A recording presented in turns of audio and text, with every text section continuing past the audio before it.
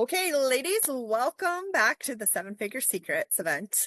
This is a very special guest, Tiffany, who one of our other speakers was like, oh my gosh, this is the perfect topic for Tiffany. So, Tiffany, can you jump in and tell us a little bit about yourself and then we'll dive in?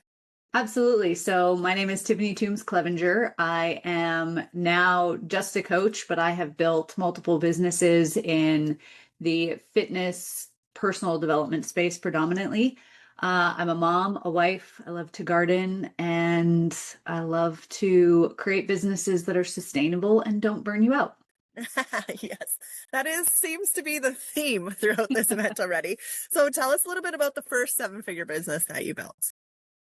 Yeah, so that was built purely on hustle and grind, what we now call the overdriver pattern, where it was all about self-sacrifice, all about self-abandonment, like just ignoring meals, needing to drink water, sleep, family, friends, everything.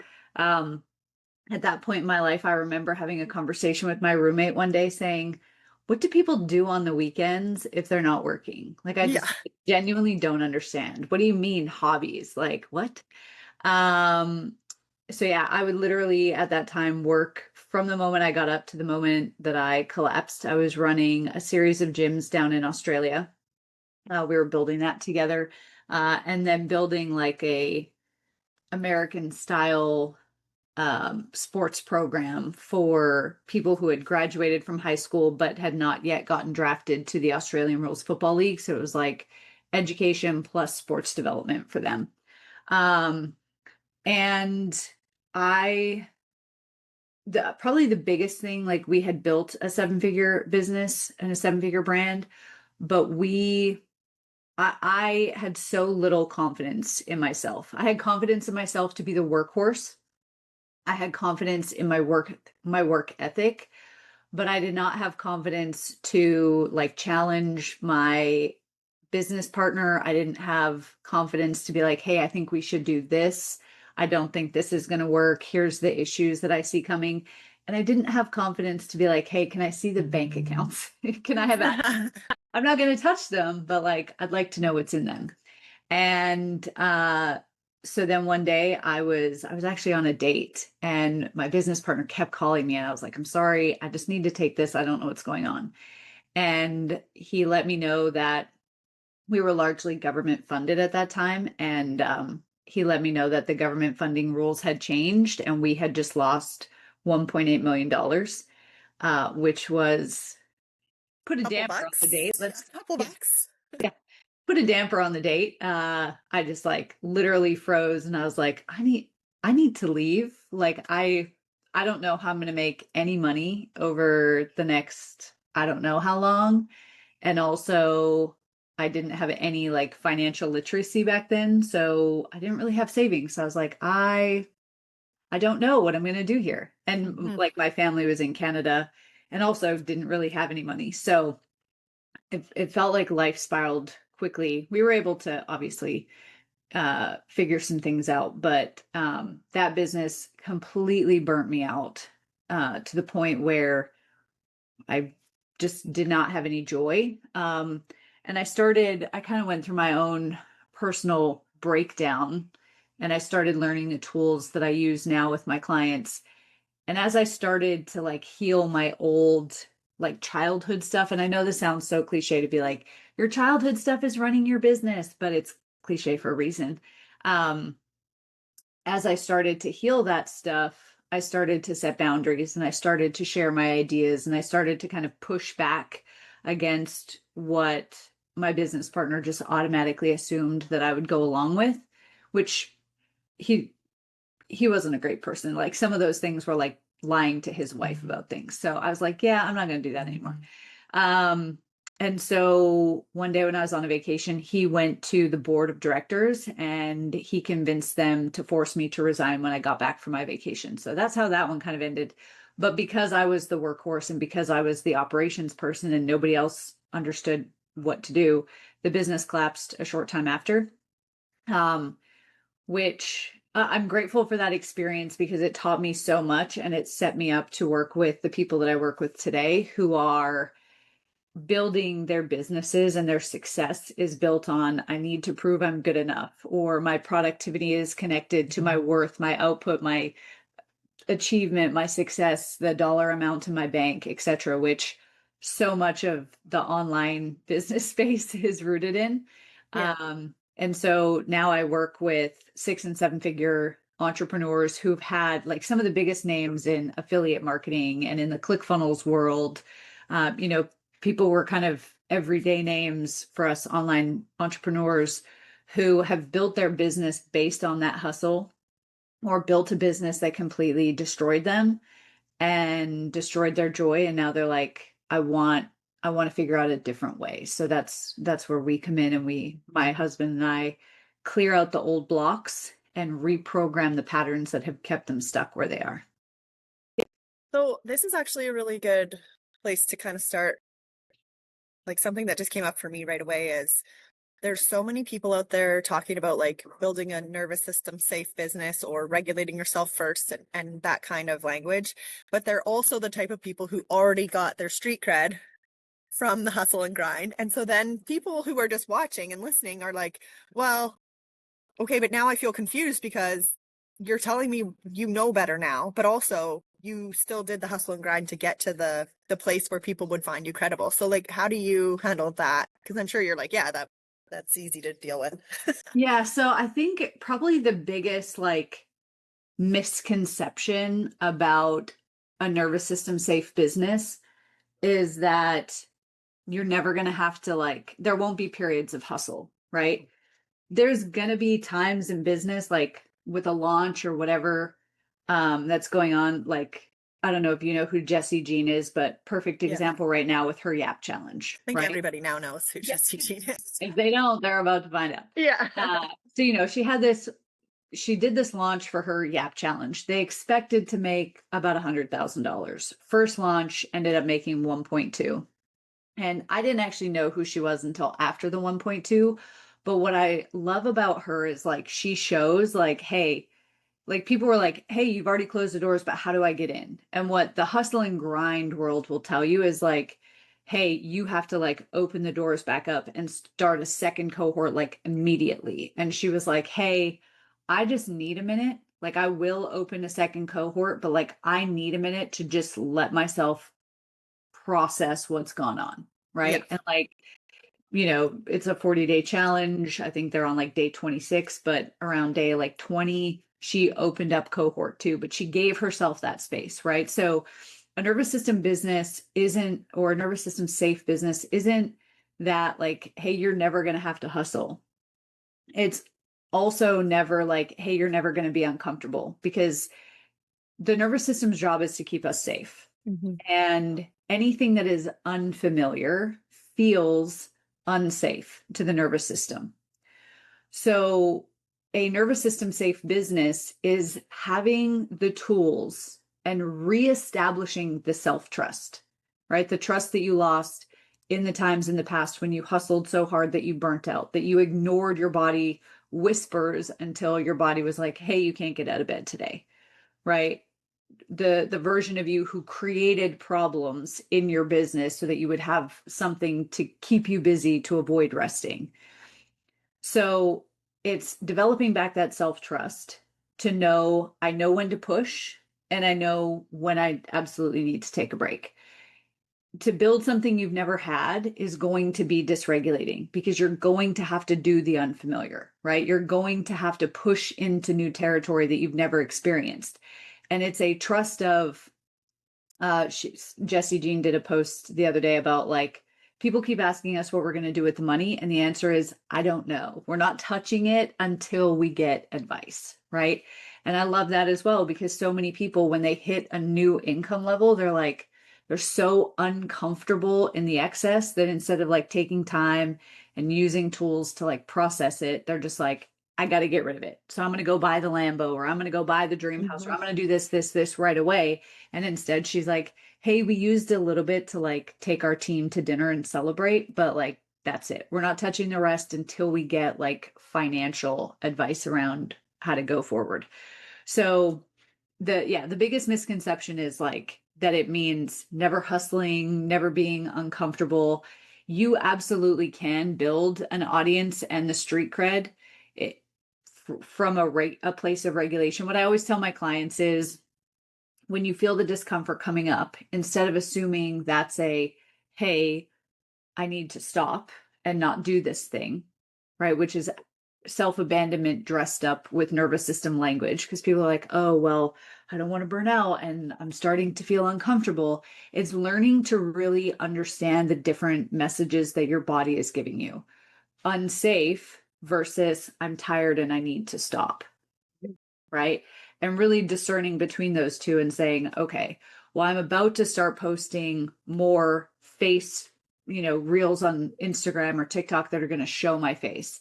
I'm about to start asking for bigger opportunities that feels really uncomfortable, but like I'm noticing that it's not that I'm tired, it's not that I'm exhausted, it's that I'm really uncomfortable and wanting to shut down. So I'll give you an example. About 3 months ago, my family, my husband, myself, and my son, we were in a fairly major head-on car crash. And Yeah. after so we're still like in the recovery phase, but the initial like probably 6 to 8 weeks after the accident, none of us had a solid night's sleep. We would one of us was having nightmares or anxiety attacks or just like flashbacks every time we closed our eyes.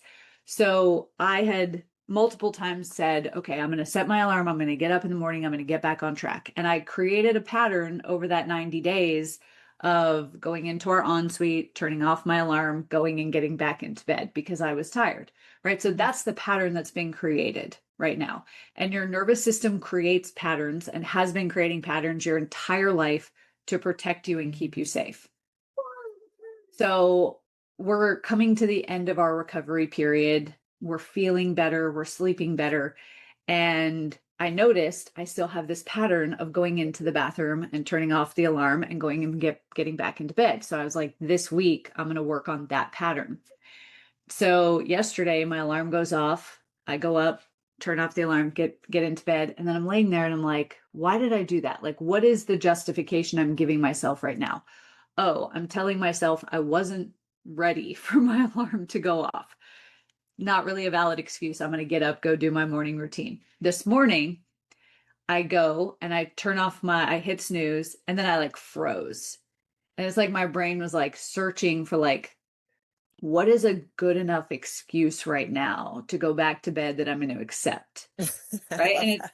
it's like uncomfortable in the moment of like, I want to repeat the old pattern, but also I know that it's keeping me stuck. And so part of a nervous system business is like recognizing the patterns of self-sabotage that you've used in the past that have stopped you from growing. The people who have built their business through hustle and it's popular right now to talk about a nervous system business, and I'm glad that it's a popular topic, but also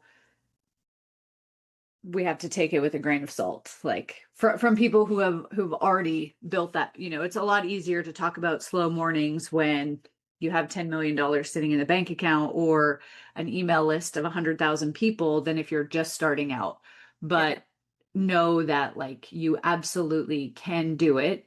It just comes with starting to differentiate between the different messages from your body and know that discomfort is not a stop sign. It's more of a yield sign. Yeah, it's just a pay attention sign. Yeah. Oh, that's so interesting. Did you ever think in a million years that you would be sitting here talking about how to Not, how to do not this? one. Like I remember just after I finished college, because my degree is actually in like fitness and athletic therapy. I was like, I can't imagine doing anything different with my life. And now I'm like, hey, let's look at your nervous system patterns. So no, I would Yeah, not no. get here. I feel like that's kind of a pretty common theme with everyone who lands in the online space. It's like we had success, we were very competent and financially successful in other careers or other, for me it was corporate. It's not always the way for everybody, but and then you land in the online space and then so what was your first, I guess that's a good question. You did like the brick and mortar gyms first, and then how did you end up in the online space?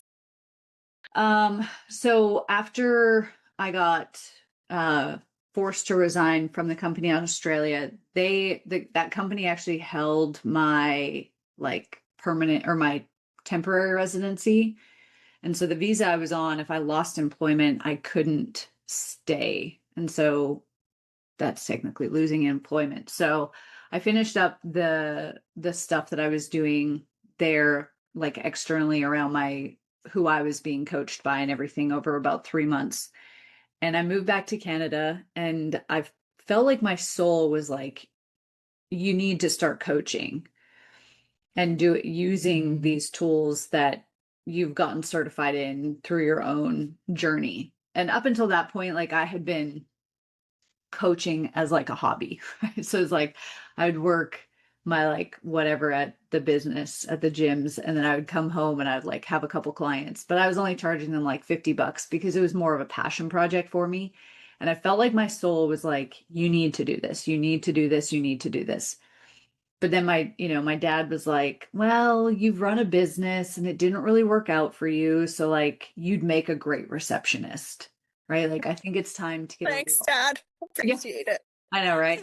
And I'll never forget that conversation. But and then just a lot of people are like, hey, like it already didn't work out for you once. So maybe just like get a real job, get a real job. And I did so much in like that 3 months before I left Australia, talking to people, looking at like Indeed, looking, starting to apply to jobs, going to interviews.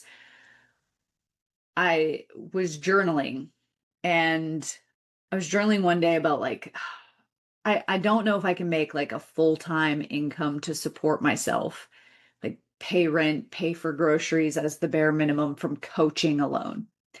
And I wrote down, it was like my hand just started moving by itself in my journal. And it was like, stop being a selfish B word. And I was like, what does that even mean? And it was like, you have gifts that are going to change people's lives. And Yeah. even these people that you're just working with as a passion project, you've changed their lives. Like I had one woman who had come to work with me who was morbidly obese at the time. She had a lifetime full of physical and sexual trauma and abuse.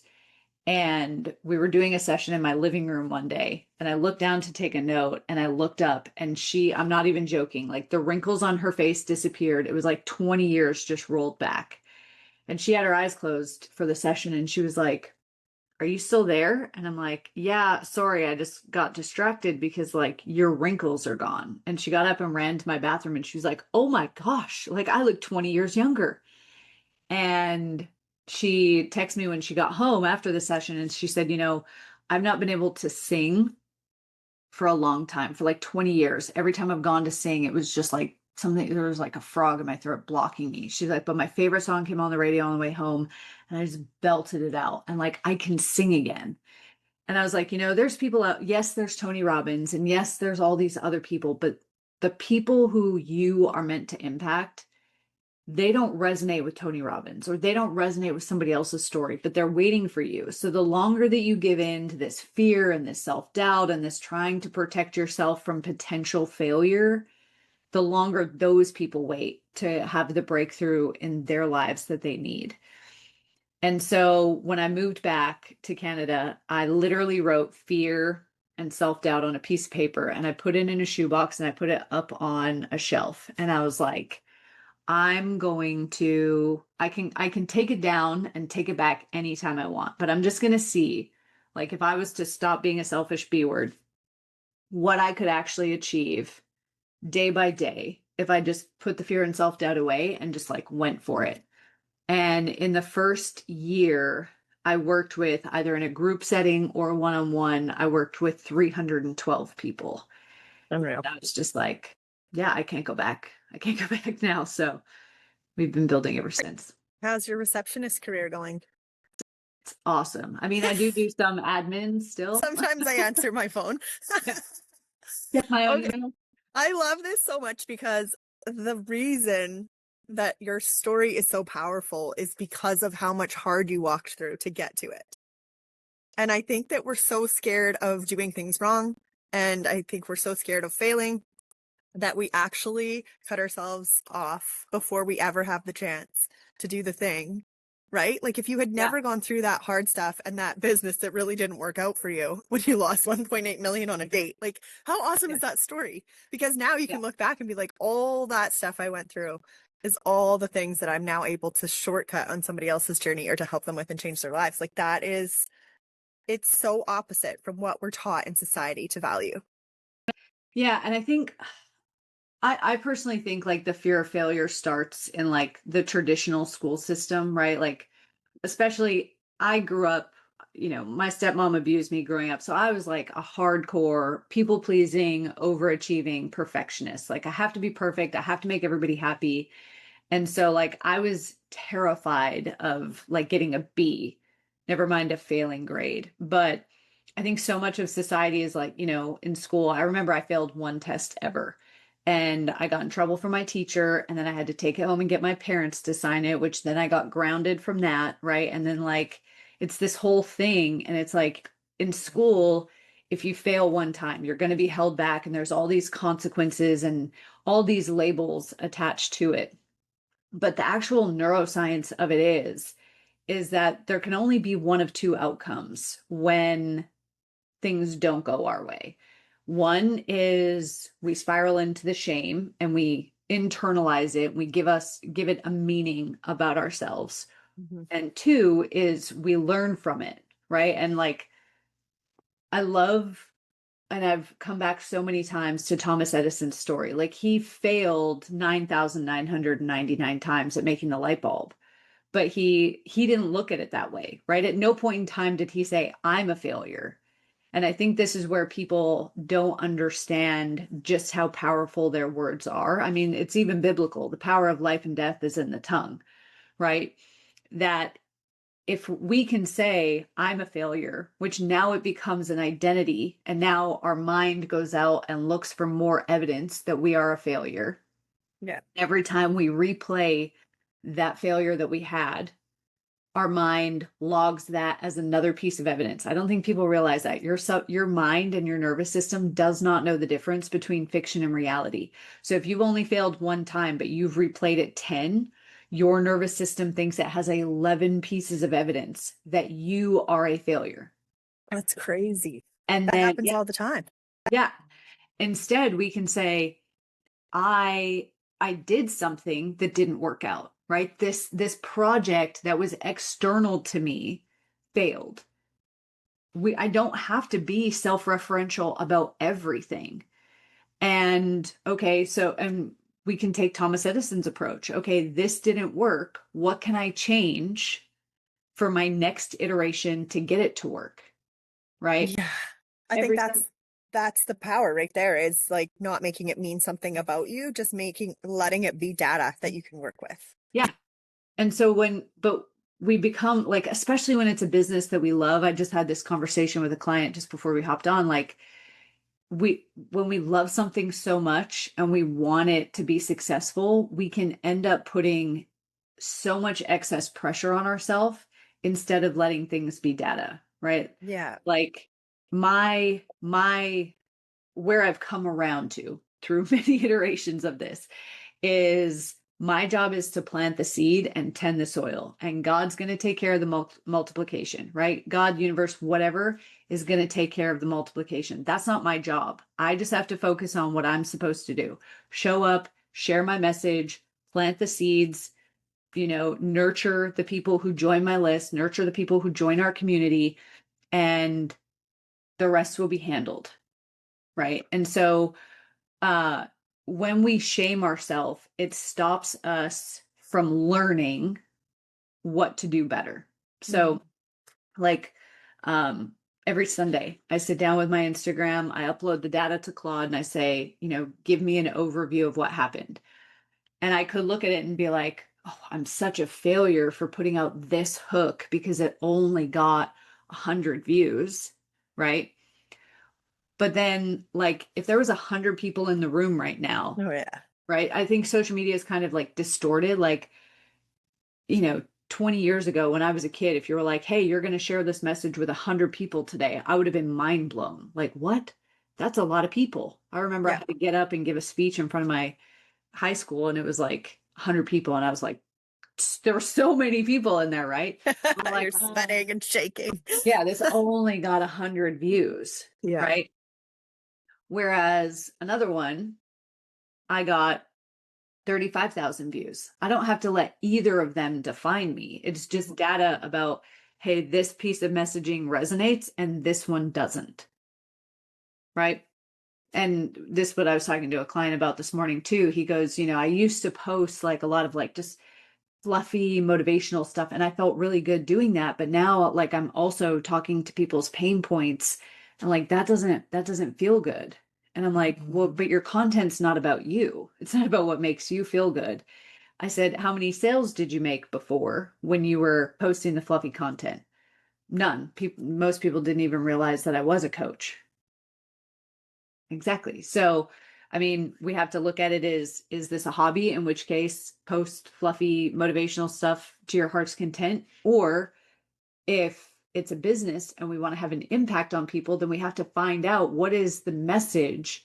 What is the things that we need to talk about that are most going to resonate with people? And that might feel uncomfortable for us. And we just have to recognize I'm doing something different. I'm moving into a new territory. My nervous system isn't familiar here. So it is on high alert for what could harm me. And now I just have to come back to my tools so that this doesn't create a chronic stress pattern. Mhm. Yeah. I think that you're just talking again about planting the seeds. Yeah, it's going to be uncomfortable. And yeah, when you go out into your field to plant all the seeds, it's going to be hard work. Like you're still going to have to do it. Mhm. Yeah. Well, this interview went so freaking fast. I haven't even gone into motherhood yet. I'm going to ask you really quickly, like, how did motherhood, becoming a mom, shift how you feel in your business? So, motherhood, my son just turned 4. So, motherhood made me move into using my nervous system tools more. Growing up, my parents, like, I feel like we barely saw them Monday to Friday. Like, yes, they were home for dinner and then they would sit and watch TV, but it was like physically they were there, but emotionally not really. And then Saturdays were like for doing chores, Sunday was for getting ready for the week, right? And so my husband had a similar experience. So we decided we wanted to create a different childhood for our son. So we don't work Wednesdays. Every Wednesday is family day. Our clients know, hey, you can text on Wednesdays. You're probably not going to get a response until later in the day because we'll be out hiking in the Smoky Mountains, or we'll be at Dollywood, or we'll be at a water park, or we'll be doing something to create memories as a family. And it doesn't mean we don't do some other work in the background, but family is the priority on Wednesday. So we're going to go and create memories first. And then whatever time is left, we can use for business on Wednesdays. And when we first decided that, my husband and I were like, oh, our income's probably going to dip. And we don't know if this is going to be sustainable, but we're going to try it out. And what we found, because especially for high performing women, we tend to make life harder for ourselves, right? We tend to create a lot of make work projects and Mhm. not actually look at, is this thing I'm doing connected to growth in some way? Is it producing an ROI? Is it creating a better client experience? Is it driving traffic or leads or sales? And so, we see so many women who are like, oh, I know that I have built this funnel, but I'm going to rebuild it. Why? It's converting. Like, yes, you can make some shifts, but is it a priority right now that we get it done? Right. Or I'm going to create content, but then I just spent an hour scrolling and I got distracted. Or, like I went to sit down and write my book and then I saw that the dishes hadn't been done. So I started doing the dishes and then I noticed the trash hadn't been taken out. So I did that. And then on my way out, I noticed the laundry needed to be done. Right. And it's like we lose all of this time by creating projects that don't need to be done in that moment. And the nervous system tools allow us to get really intentional about, okay, what is the best use of my time right now that's going to either grow my business or grow the relationships in my family? I actually think too that when I have worked with coaches or mentors in the past that have boundaries like that, that's putting their family first, or they have like, I don't work, I think, I mean, I've had them that said like I don't work Fridays or I don't work the last week of the month or I don't, you know what I mean? Like everybody kind of has a different way that they set it up. For me, I only work Tuesday, Wednesday, Thursdays. Like I only take calls and interviews and all the on those days. And it just allows me to have that space 4 days a week where I can work if I need to, or if it's in like a season where I'm getting ready for something big. But I Yeah. think we think when we come out of corporate that we have to automatically jump into the 60-hour work week. And even people around us are like, what? What do you mean you take Wednesdays off? Must be nice. And you're like, well, I created it that way on purpose. So people actually end up hiring you because they're like, oh yeah, I want to do something like that in my life too. It Yeah. actually ends up being like a positive for not having an income dip and having stronger relationships with your clients because they love that you have that boundary. Yeah, and they know they're going to get the best of you, right? Like when people join our programs, we're like, "Hey, Wednesdays, family day. You can absolutely still message us and it'll be the afternoon. Like I've got a 4-year-old. He's going to tire out with whatever morning activity it is and then want some quiet time. So I can get back to you in the afternoon or evening, but my priority is going to be my family. Yeah. Friday from like evening hours until we get back from church on Sunday, we also will be slow to respond. If it's an emergency, just put 911. We'll see it come through. We may just not, we may respond. We reserve the right not to on a Yeah, Saturday, yeah. right? And then we take 1 week off a quarter for no calls so that we can reset and we can recharge and we can go do a week away as a family or a weekend or whatever. But also, you're getting the best of us. And it models like, hey, you don't have to be hustling 60 hours a week. Like so many women that I talk to, they're like, well, I got into this business so that I would have time to homeschool or spend more time with my kids or be at all their soccer games or their dance recitals or whatever. And now I'm missing them because my business is keeping me tied. And I was there, right? I've been there and I know like you can decide to live that life or you can decide to create another life that's more intentional. And sometimes Mhm. that means saying, hey, I can't do an interview this day. Or there are some weeks where a big opportunity comes up and we're like, okay, we're going to move Wednesday's family day to Friday or Yeah. to Monday or whatever. But it's about putting the intention on this is just as important to us as the business. Yeah. I love that. Okay. Well, this was amazing. Thank you. I feel like there's so much of your journey that was like everything happened for a reason. And it's easy to say that looking back, but like Yeah. when you're in it, it does not feel that way necessarily. Yeah. But it's incredible how much hard you walked through and how it ended up shaping every step of your journey and literally how you changed people's lives, quite literally. So is there any what are you giving away or what links do you want to drop?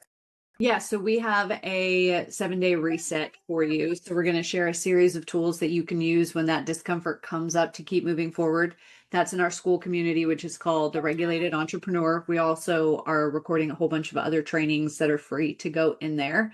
And I'm on pretty much every social platform. Instagram and Facebook are my top ones right now. But if you Facebook is Tiffany Toombs Clevenger and Instagram is Regulated Entrepreneur Tiffany. Okay, awesome. I'm going to drop those right below the show notes so everybody can grab those there too. Thanks, Tiffany. Is there anything that you would like to leave everyone with that is like a mom building a seven-figure business online? What's your best advice for them? Know what's most important to you. There's going to be a lot of people who tell you like you're not committed if you're taking time. Like I love to garden. I'm a little bit of a crunchy mom. We're going to be homeschooling. Like there is a way to make it all work. You just have to find the systems and but it starts with knowing what you want so that you can be intentional in what you're setting up. Yeah. Love it. Okay. Thank you so much, Tiffany. Have a great day. Thank you. You too. See ya.